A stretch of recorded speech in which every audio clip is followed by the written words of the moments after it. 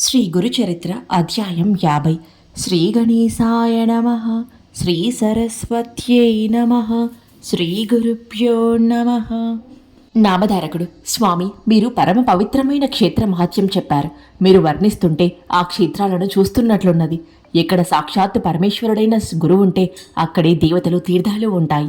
ఆ సంగమము కృష్ణా పంచగంగా సంగమం వంటిది. అక్కడ పశుపక్ష్యాదులు నీళ్లు త్రాగి స్నానం చేసి కృతార్థత పొందాయి. ఇక మానవుల సంగతి చెప్పాలా? దీని మహత్యం వింటేనే పాపాలు పోతాయి. ఇక ఇక్కడ నివాసం చేసే వారి ముక్తి కరతలామలకమే.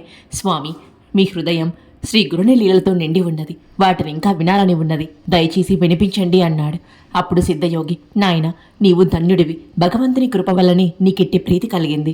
అటుపైన కథ చెప్తాను, విను. వైడూర్య నగరాన్ని ఒక యవనరాజు పరిపాలిస్తుండేవాడు. అతడు విఘ్నుడు, శుద్ధాత్ముడు, సర్వభూత సమన్నుడు. పూర్వజన్మ సంస్కారం వలన అతడు మన దేవతలను, పుణ్యక్షేత్రాలను, సద్బ్రాహ్మణులను కూడా గౌరవిస్తుండేవాడు. అది సహించక అతని కొలువులోని యవనమత గురువులు అతనితో: రాజా, మన ధర్మాన్ని మాత్రమే మీరు ఆచరించడం మంచిది. ఇప్పుడు మీరు చేసేది మనము కళలోనైనా తలచరానిది. హిందువులు మతధర్మం బోధించేవి సత్యమైనవి కావు. రాజా, వారు ఆచేతనములైన శిలలలోనూ అశ్వత్థాది వృక్షాలలోనూ దేవుడున్నారంటారు. అలా తలచడం మహాపాపమని మనం విశ్వసిస్తాము. కనుక వారిని సమానులుగా గౌరవించడం తగదు అనేవారు. రాజు: సృష్టిలో జీవులందరూ భగవంతుని బిడ్డలే. ఆయన అన్ని జీవుల పట్ల సమానమైన ప్రేమ కలిగి ఉంటారు. అలా అయితే ఆయన మానవులందరికీ వారి వారికి తగిన రీతిల జ్ఞానాన్ని పొందే ధర్మాన్ని ప్రసాదించి ఉండాలి. మన ధర్మానికి మూలమైన గ్రంథం వలనే వారి వేదాలు కూడా ఈ సత్యమే చెబుతున్నాయి. కనుక ఇటువంటి భేదబుద్ధి భగవంతుని పట్ల అపచారమే కాక మన మత ధర్మానికి కూడా కలంకమే సుమా అని ఖండితంగా చెప్పేవాడు. ఇక చేసేదేమీ లేక మంత్రులు ఊరుకుండేవారు. మరికొందరు యవనమత గురువులు: రాజా, మీరు మన ధర్మం మాత్రమే ఆచరించండి. ఇప్పుడు మీరు చేసే పని మంచిది కాదు. అవయవాలన్నీ దేహానికి సమానమైనప్పుడు ఈ దేశస్థులు నమ్మినట్లు మానవుల మధ్య వర్ణాశ్రమ భేదాలెలా ఉంటాయి అనేవారు. వారితో రాజు: మీరు బుద్ధిమాంద్యం వలన భ్రమపడుతున్నారు. గుణకర్మల భేదం వలన మానవులను దైవమే 4 వర్ణాలుగా సృష్టించారని వారంటారు. మానవుల గుణకర్మలలో భేదం ఉండడం మనం చూస్తున్నాం కదా. మీరు చెప్పినట్లు అవయవాలన్నీ దేహానికి సమానమే. కానీ ఆ దేహంలోని అవయవాలన్నీ ఒకేలాగా ఉండవు, ఒకే పని చేయలేవు. ఏ అవయవం చేయవలసిన పని ఆ అవయవమై సమర్థవంతంగా చేయగలదు. అదే దానికి సార్థకత. నిజానికి భగవంతుడు సర్వవ్యాపి అని మనవలే వారు విశ్వసిస్తారు. కానీ అగ్నులైన పామరులు హృదయశుద్ధి లోపించడం వలన పరమాత్మను ఆ రీతిన ధ్యానించలేరు. పిల్లలకు మొదట పెద్ద పెద్ద అక్షరాలు దిద్ది పెట్టినట్లే పామరులకు ఏకాగ్రత కుదరడానికి ప్రథమ సోపానంగా మాత్రమే వారు పెద్దలై దైవానికి విగ్రహాలు కల్పించారు. అలా ఏకాగ్రత సాధించాక పరమేశ్వరుని యథాతథంగా ధ్యానించగలుగుతారు. విగ్రహారాధన మందబుద్ధులకు ఒక సాధనమే కాని ధ్యేయం కాదని వారి మతమే చెబుతుంది. దుమ్ము కప్పిన అద్దంలో మన ప్రతిబింబం సరిగా కనపడదు. శుద్ధమైన అద్దంలో స్పష్టంగా కనిపిస్తుంది. అలాగే మలినమైన మనసులో ఈశ్వర భావం కలగదు.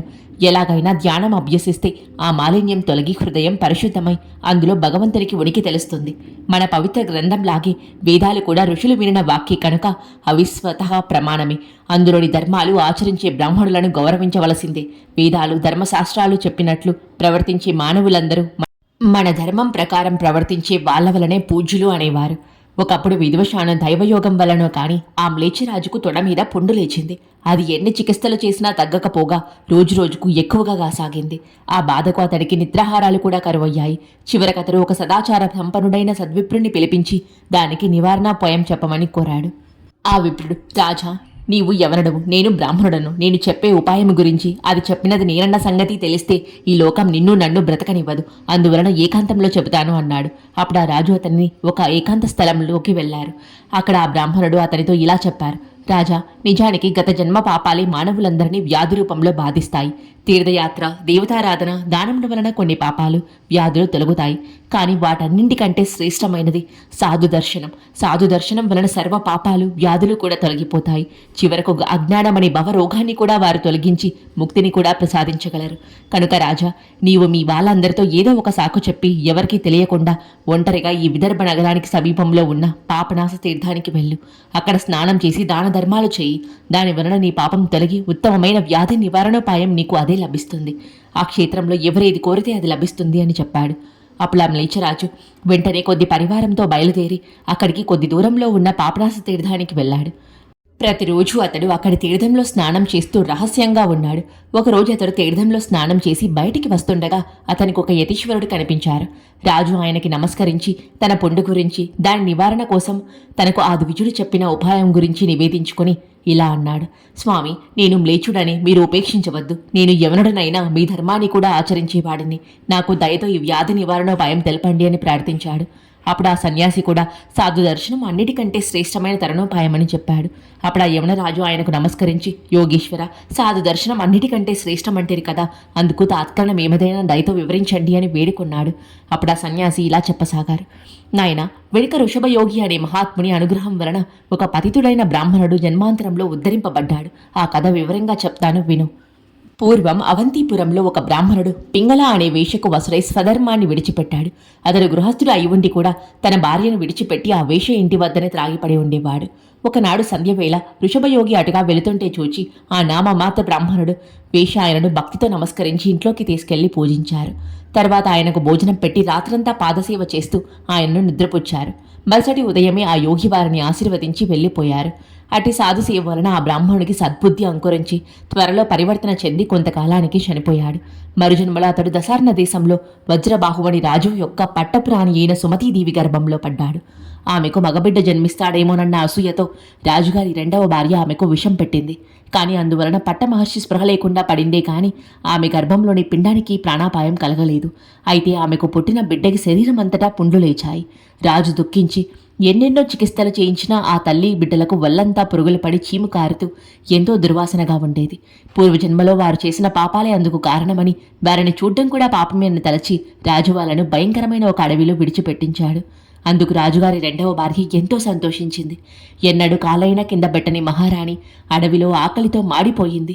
అయినప్పటికీ ఆమె ఆ బిడ్డను చంకన పెట్టుకుని క్రూర జంతువుల గర్జనల మధ్య ముళ్లలో లేస్తూ పడుతూ తిరుగుతూ ఉండగా ఒక చోట కొందరు పశువుల కాపరులు కనపడితే వారిని త్రాగడానికి మంచినీళ్లు అడిగింది. అప్పుడు వాళ్ళు చెరువుకు వెళ్లే దారి చూపారు. అందులో నీరు త్రాగి అక్కడకు నీళ్లకు వచ్చిన స్త్రీలను ఆమె, అమ్మ, ఈ రాజ్యంలో ప్రజలందరూ సంతోషంగా ఉన్నారు. మీ రాజు ఎవరు అని విచారించింది. ఆ ప్రాంతపు రాజు పద్మాకరుడనే వైశ్యుడు ఎంతో ధర్మాత్ముడని తెలిసి అతన్ని శరణు పొందింది. ఆ రాజు ఆమె వృత్తాంతం తెలుసుకుని జాలి చెంది ఆశ్రయం ఇచ్చాడు. అతడు కూడా ఆమె కొడుకుకి ఎన్ని చికిత్సలు చేయించినా నిష్ఫలమై అతడు చనిపోయాడు. ఆ తల్లి గర్భశోకంతో హృదయ విదారకంగా శోకించింది. అదృష్టవశాత్తు సరిగా ఆ సమయానికి ఋషభయోగి అచ్చటికి వచ్చారు. ఆయన ఆ తల్లి శోకం విని, తల్లి, నీవు అనవసరంగా దుఃఖిస్తున్నావు. పుట్టిన వాడెవడు, చనిపోయిన వాడెవడు? అతడెప్పుడైనా కంటికి కనపడ్డాడా? అతడు ఈ శరీరమే అనుకుంటున్నావా?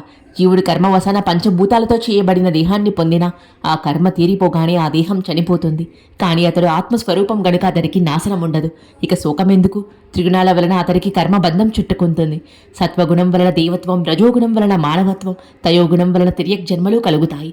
త్రిగుణాతీత శక్తి కలిగినప్పుడే అతనికి ముక్తి లభిస్తుంది. అలా జన్మించాక అతడు చేసిన కర్మలు అనుసరించి సుఖదుఖాలతో కూడిన జన్మ పరంపర కలుగుతుంది. అలా జన్మించిన వారందరూ ఎప్పటికైనా మరణించవలసిందే. కనుకనే వివేకవంతులు జన్మించిన వారి గురించి సంతోషం కానీ, చనిపోయిన వారి గురించి దుఃఖం కానీ పొందరు. అంతకంటే భగవన్నామ స్మరణతో ఇహపరాలు సాధించుకోవచ్చు కదా. అలాగాక జీవులకు గల అనుబంధం వాస్తవమైతే వెనుకటి జన్మలో నీవు వీడికి ఏమైనావో చెప్పగలవా? ఇప్పటికైనా నా మాట విని ఊరట చెందు అని ఆమెను ఓదార్చాడు. ఆమె, ఓ మహాత్మా, నేనొక మహారాజుకు రాణినయ్యాక చివరకు నాకు ఈ గతి పట్టింది. అడవుల పాలైన నా వాళ్ళందరినీ దూరమైన బిడ్డను విడిచిపెట్టలేక భూమిపై జీవిస్తున్నాను. అటువంటప్పుడు వీడు చనిపోతే నేనేం కావాలి స్వామి? కరుణార్థ హృదయులైన మీరు చెప్పినది తత్వం అజ్ఞాననైనా నాకిలా తెలుస్తుంది. ఈ కష్ట సమయంలో పరమేశ్వరుని వల్లే మీరు నాకు లభించారు. దీనివలన నా ఈ దుఃఖం నశిస్తుందో దయచేసి దానిని నాకు అనుగ్రహించండి అని శోకిస్తూ ఆ యోగీంద్రుని పాదాల మీద పడింది. ఆ యోగి కరుణార్థ హృదయులై ఆ పిల్లవాడు పూర్వజన్మలో తన సేవకుడని తెలుసుకొని కొంచెం భస్మం మంత్రించి ఆ శవం మీద చల్లాడు. వెంటనే ఆ పిల్లవాడు లేచి కూర్చున్నాడు.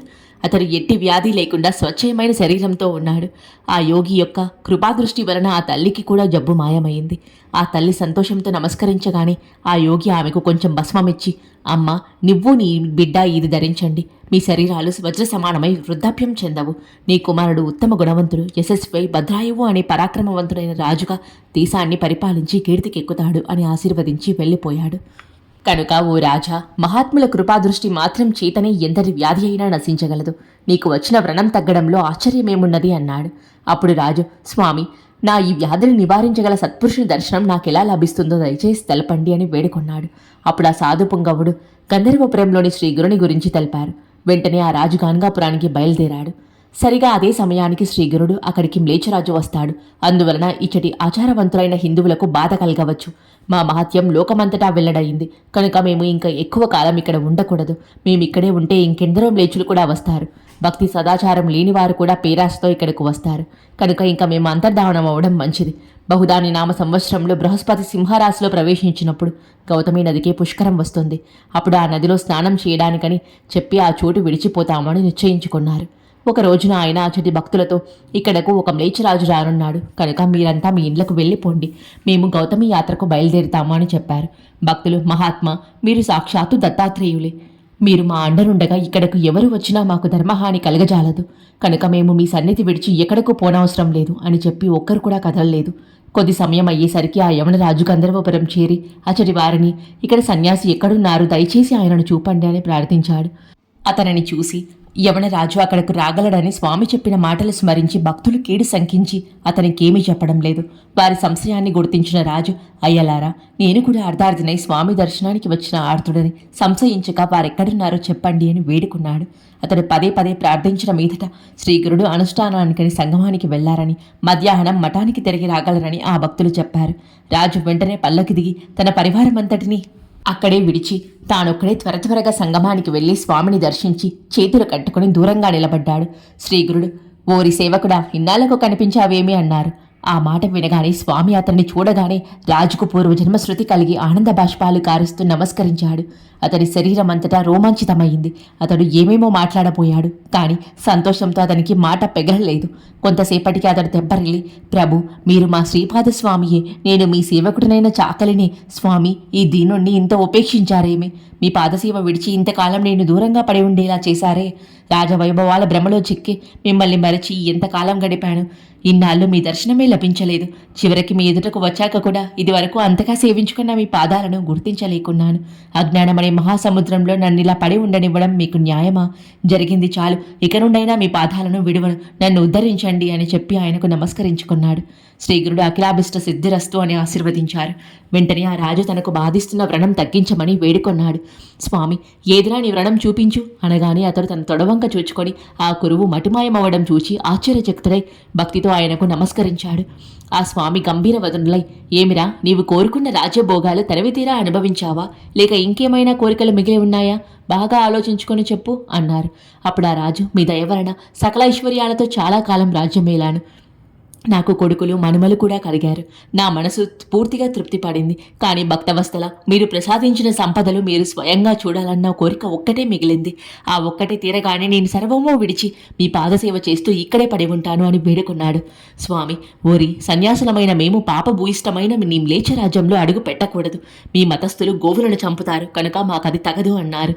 స్వామి, నేను మీ సేవకుడను, మీ రజకుడను కానా? ఈ రాజ్యం అంతా మీరు ప్రసాదించినదే కదా. కర్మవాసాన ఈ జాతిలో జన్మించానే కానీ నేను మీ సేవకుడనే కదా. మీరు ప్రసాదించిన రాజ్యాన్ని, కొడుకులను, మనుమలను మీకు చూపాలని నా కోరిక. మీరు దూరంగా ఉండే మీ కృపాదృష్టి వారి మీద, మా ప్రజల మీద ప్రసరింపచేయండి.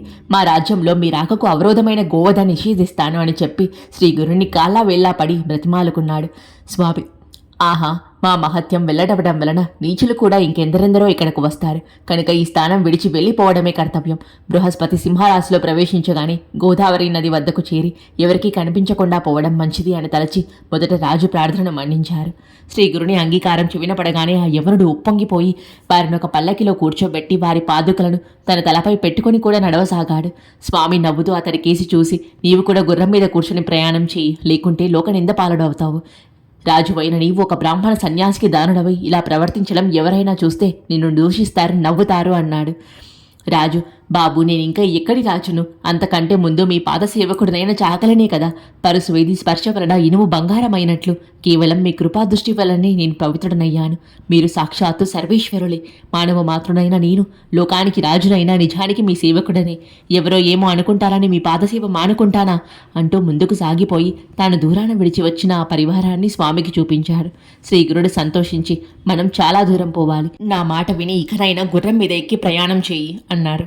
అతడు శ్రీ గురుణ్ణి శిష్యులను కూడా ఉచితమైన వాహనాల్లో కూర్చుండబెట్టి వారితో కూడా గుర్రం మీద బయలుదేరాడు. మరికొంతసేపటికి స్వామి, నాయన, నీవు మ్లేచ్చుడిగా జన్మించిన మా పట్ల ఎంతో భక్తితో మెలుగుతున్నావు, సంతోషమే. కానీ సన్యాసులమైన మేము మీతో కలిసి ప్రయాణం చేస్తుంటే త్రికాలానుష్ఠానం సక్రమంగా చేసుకునడం వీలు పడదు. కనుక మేము ముందుగా వెళతాము, మీరందరూ మెల్లగా వచ్చి పాపనాశ తీర్థం దగ్గర మమ్మల్ని కలుసుకోండి అని చెప్పి రేపపాటులో స్వామి అదృశ్యమయ్యారు. అంతలో ఆయన ఎక్కడా కనిపించకపోయేసరికి అందరూ నెవ్వరపోయారు. ఆయన అలా అదృశ్యమై వైడూర్య నగరానికి కొద్ది దూరంలో ఉన్న పాపనాశ తీర్థం చేరి అక్కడ యోగాసనంలో కూర్చొని అనుష్ఠానం చేసుకోసాగారు. కొందరు శిష్యులు వారితో అక్కడకు చేరి శుశ్రూష చేస్తున్నారు. అప్పుడు ఆ ప్రాంతంలో ఉంటున్న సాయందేవుని కుమారుడైన నాగనాథుడు స్వామిని దర్శించాడు. ఆయనను ప్రార్థించి శిష్య సమేతంగా వారిని తన ఇంటికి తీసుకొని పోయి పూజించి అందరికీ భిక్ష ఇచ్చాడు. నాటి సాయంత్రం అతనితో స్వామి, నాయన, యవనరాజును పాపనాశ తీర్థానికి రమ్మని చెప్పాము. మేము అక్కడకు పోతాము, లేకుంటే మమ్ము వెతుక్కుంటూ యవనుడు ఇక్కడకు వస్తాడు.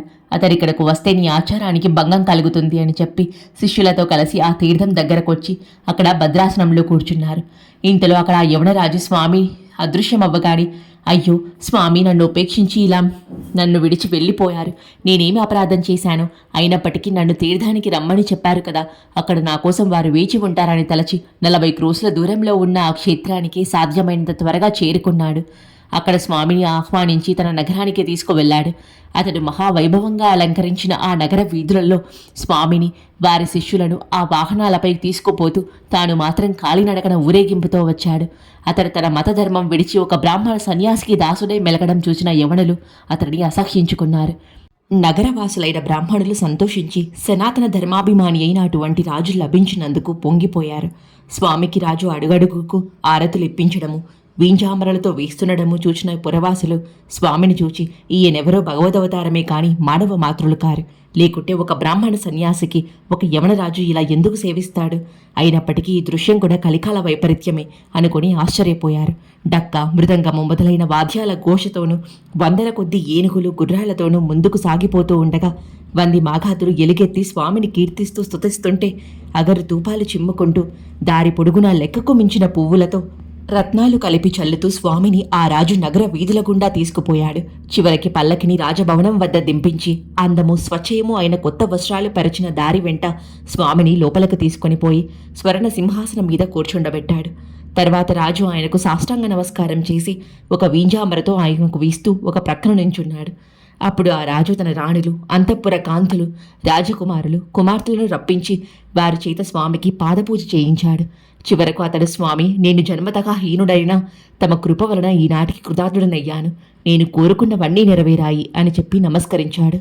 అతడు చేసిన సపర్యలకు సంతోషించి శ్రీ గురుడు అందరినీ దీవించి, ఓరి, నీకింకేమైనా కోరవలసి ఉంటే నిస్సంకోచంగా చెప్పుకో అన్నారు. ఆ రాజు తనకింక నిరంతర గురుపాద సేవ తప్ప వేరేమీ ఎక్కర్లేదని నిశ్చయంగా చెప్పాడు. స్వామి సంతోషించి, అలా అయితే ఈ రాజ్యభారము నీ కొడుకులకు అప్పగించి శ్రీశైలం వెళ్ళు. మేము కూడా గంధర్వపురంలో భక్తులకు చెప్పవలసినది చెప్పి అక్కడకు వస్తాము. నీకు అక్కడ మరలా మా దర్శనం అవుతుంది అని ఆదేశించారు. ఆయనతో ఎడుబాటు సహించలేని రాజు, స్వామి, అలా అయితే నాకు నిరంతర గురుస్మరణ ప్రసాదించండి అని వేడుకున్నాడు. శ్రీగురుడు అతన్ని ఆశీర్వదించి తమ శిష్యులతో కలిసి గోదావరి యాత్ర చేయడానికి వెళ్లారు. చివరకు వారందరూ ఆ నదిలో స్నానం చేసి భీమా అమరజా సంగమం చేరుకున్నారు. గంధర్వ ప్రవాసులందరూ పూజా ద్రవ్యాలు తీసుకొని ఎదురెగ్గి, స్వామి, మీరు ఇక్కడ నుండి వెళ్ళిపోయినప్పటి నుండి ఈ ఊరంతా ఆచేతనమైపోయింది. తిరిగి మీ రాక వలన మరలా ప్రాణం వచ్చినట్లయింది అని ఆయనను స్తుతించి పూజించారు. అప్పుడు స్వామి, బిడ్డలారా, మేమెక్కడికో వెళ్ళిపోయామని ఎన్నడూ అనుకోవద్దు. ఈ పురం మాకెంతో ప్రియమైనది. ఇక్కడ మమ్మల్ని నిశ్చల భక్తితో కొలిచేవారికి ఎప్పుడూ ప్రత్యక్షమవుతూ ఉంటాము. ముందు ముందు దేశమంతా కలియుగ దోషాలన్నింటికీ నిలయం కానున్నది. కనుక మేము శ్రీశైలం వెళ్ళాలనుకుంటున్నాము.